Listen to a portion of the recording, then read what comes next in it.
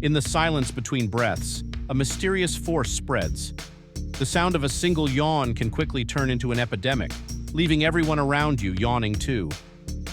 Researchers have been trying to crack this code for years, but the cause remains shrouded in mystery. Yawning has been linked to anxiety and stress, but why does it become contagious?